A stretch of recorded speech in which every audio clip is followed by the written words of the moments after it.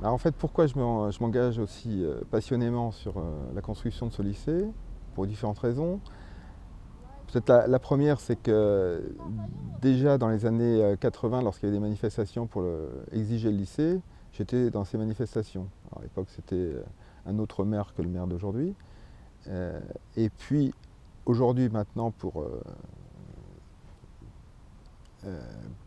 comment dire, pour se repérer, j'étais aussi dans les manifestations lorsque ici on a fait mobiliser vous avec la population qui a de manière massive, ils ont créé un rapport de force ici sur ce terrain-là en fait, où il y a toute la population qui est venue pour exiger un lycée. Donc voilà. Donc là aussi j'étais présent et voilà. Et troisièmement, c'est, je pense que peut-être par mon passé qui fut un échec scolaire, puisque voilà, j'ai pas forcément eu les diplômes qu'il aurait fallu avoir en temps et en heure. Et, et donc c'est peut-être une revanche, je ne sais pas, ou une volonté de faire autrement que ce que j'ai vécu moi dans ma scolarité. Car je vois aussi que quand je visite des écoles ou quand je rencontre des lycéens, eh bien, les choses que j'ai vécues, elles existent encore 30 ans ou 40 ans après. Voilà. Ça me choque un peu, 40 ans après. Voilà, ça me choque. Parce qu'en fait, euh, moi j'ai vécu un lycée qui était un peu dans une sorte de caserne moderne. Et aujourd'hui, bah, ils sont encore dans cette caserne, dans cette prison, enfermés. Lorsqu'on a fait notre visite d'ailleurs à Shiryu, bah, là aussi ils ont voulu enfermer les élèves parce qu'il ne fallait pas les mélanger avec d'autres tranches d'âge. Lorsqu'on construit un établissement scolaire, on doit considérer l'attention vis-à-vis des êtres humains, mais vis-à-vis des élèves, vis-à-vis des jeunes, comme une priorité pour faire son projet de construction.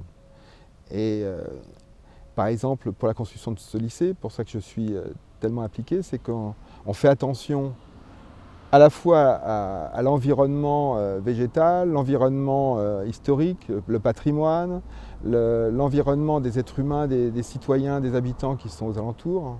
Donc je prenais l'exemple de Mathurin Fernand Léger où Patrick réfléchissait comment la résidence qui est juste à côté va pouvoir être liée avec le futur lycée. Voilà.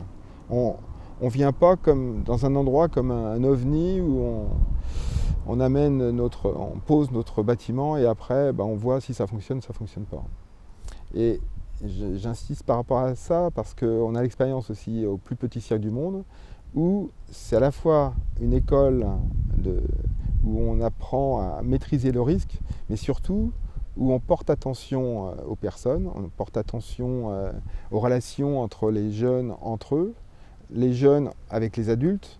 Et donc je pense que l'attention, c'est un fort paramètre pour construire, pour créer, pour mener une politique de l'éducation. Une chose qui m'intéresserait donc pour symboliser cette attention vis-à-vis des personnes, c'est le titre de ce futur lycée.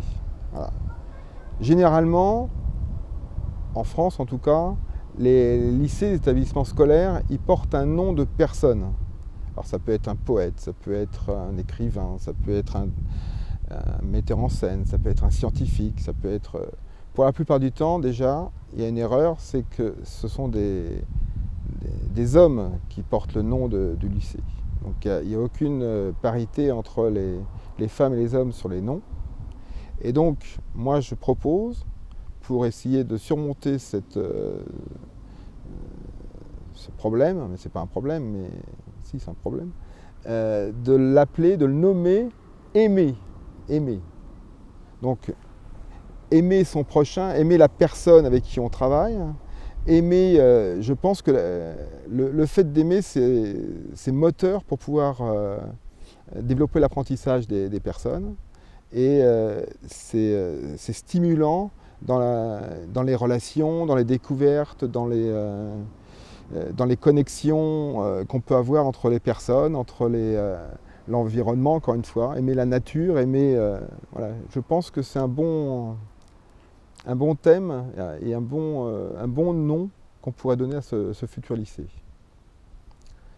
Que ce lycée, il soit quand même, qu'il soit le vecteur de connexion qu'on peut avoir entre les personnes qui seront dans ce lycée, donc des jeunes, et les associations, et les habitants, et les personnes qui dans des structures où des simples citoyens puissent rentrer dans ce lycée. Voilà, ça, pour moi, c'est important, et que ce soit un lieu de connexion plutôt qu'un lieu sacralisé de l'éducation ou des savoirs. Voilà.